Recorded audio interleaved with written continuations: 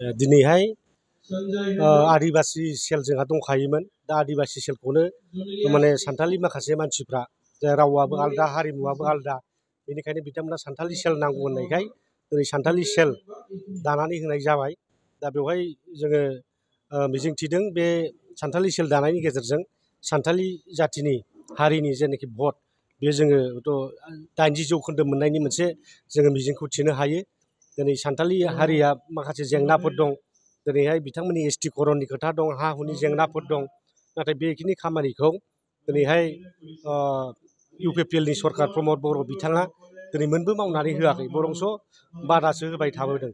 दा बेखायनो जोङो स्पस्ट जोंहा बेवहाय दुलाराय बर' फरायसा आफादाबो मोनसे समाव राजबंसिफोरनो एसटि होनायाव जोंहा जेबो आपत्ति गैया होननानै जिहेतु हरखादों। दा बेनिखायनो दुलाराय बर' फरायसा जिहेतु हरनो हायो, थिग बेबादिनो जोंनि बिपिएफआबो बे आदिबासि, सानथालि आरो कस राजबंसि बे जाथिफोरखौ एसटि होनायाव जेबो आपत्ति गैया। दा बे थागिदाखौनो लानानै जों दिनै आदिबासि सेल, सानथालि सेल दाना होनाय जादों। जोंहा माने पुर्न बिसास दङ बिथांमोनहा जोंखौ सहाय खालामगोन। लगे लगेनि जानायनिथ' बाथ्रा नङा, 5 बोसोर जालांबाय दिनै बिटिआर एकर्ड जानाया। दा बिनि गेजेराव दिनै सिमा निर्धारन खालामनाय अल्टारेसन अफ बाउन्डारिनि बाथ्रा दंमोन, दिनै समस्ति बारायनांगौनि खोथा दंमोन, बेखौ बोसोरबा गाहाम नाङा। बोसोरबा गाहाम नाङा। 2003आव 10 फेब्रुवारियाव बिटिसि सुक्ति जादों। 2005आवनो इलेक्सन फाथिनो हादों।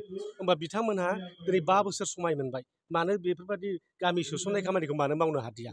दिनै सिएमआ बुंलाङो 16था गामि, मालाबा 13था गामि, मालाबा 10था गामि सोसनबाय थानाय होनो। नियमाथ' बे नङा, सिस्टेमा बे नङा। दा बाउन्डारि कमिसन दङ। बाउन्डारि कमिसनासो बेखौ डिक्लियार होगोन, गभर्नरासो डिक्लियार होनांगौ बेबायदि। खिन्थु बिथांमोनहा जेबो मावाखै। दा बेखायनो बायदिसिना सानसेनि थाखाय मावनाय खामानि नङा, साननैनि थाखाय नङा होनलाबायदों। बिथांमोनहा जयग'था गैया, मावनो हाया, बेखौ बुंनानै लानाया मोजां। दा बिपिएफआव इन्टेलेक्सुवेल गैया होननानै सोर बुंदों? जेसेबांनाखि इन्टेलेक्सुवेल दं, फोरोंगिरिफोर दङ, कलेजनि फोरोंगिरिफोर दं, इउनिभार्सिटिनि फोरोंगिरिफोर दं, गासिबो फ्राय बिपिएफजों दंजोबो।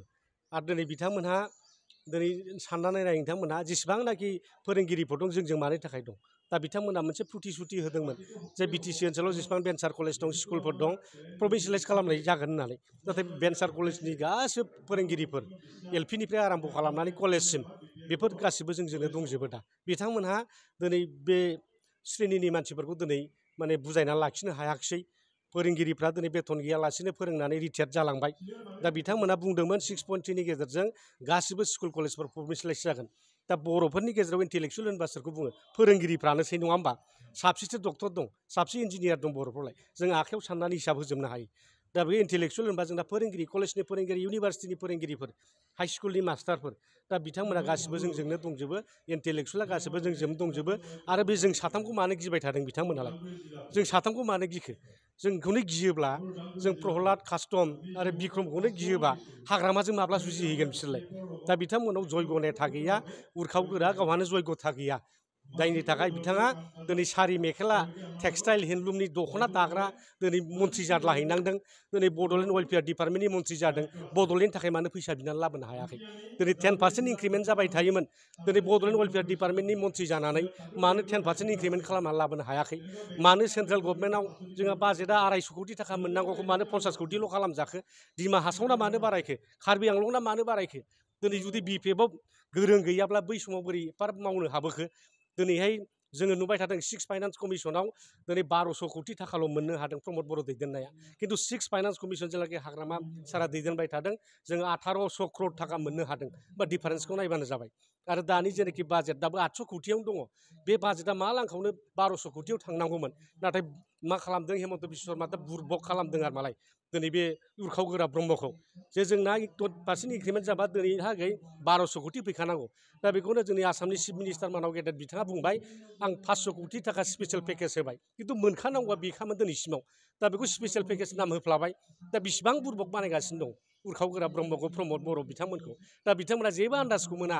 बिथांजों माबादि खालामना राजनिति खालामना जाम्बा खालामगासिनो दङ।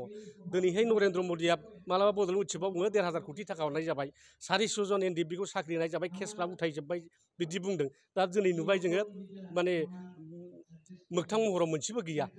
मोनसेबो दफाखौनो मावनो हायाखै दिनै जों नुजोब्बाय दिनै दाख्लि अमित शाह होनलांबाय 82% दिनै माने मावफुंजाबाय होनबाय दिनै नुबाय मोनसेबो गैया दिनै उदालगुरियाव जों दा दंफैयो सप्ता खनसे जाफैबाय जोङो बेहाय जों नुबाय ट्राइबेल इउनिभारसिटिबो गैया स्पर्ट्स इउनिभारसिटिबो गैया अभार ब्रिजबो जायाखै मोनसेबो जायाखै दा बोरै बुंनो हायो बिथांमोनालाय दा बिथांमोना गिदों बिराद बेबादि गिदों बे अरखि मोनथामखौनो बिराद गिदों आरो मालाय बे अरखि मोनथामा बिलाइ गोरान मोनोबा गथै हाग्राखौ सावजोबनो हायो जोंब्लावनानै नङा होमबा दा बेबादिनो खामब्लाबगासिनो दङ इउपिपिएलनि नेताफ्रा दिनै गैला बबेबा गामियाव थांफ्लांबा होसो जानोसो दिनै आराम्भ जासिगोन दा सरकारा एसे दंबावोखायसो बिथांमोननि खोथाया खुनु मथे सोलिगासिनो दङ 31 मार्चनि उनाव जुदि बिथांमोना फान्ड बाहायनो मोना होमबानो बिथांमोननि सरकारा गैला जागोन आरो रायजो राजाफ्रा बेखौ माने रावबो माने मानबो होनाय नङा खामफ्लायबो होनाय नङा सैमायाबो सोंनाय नङा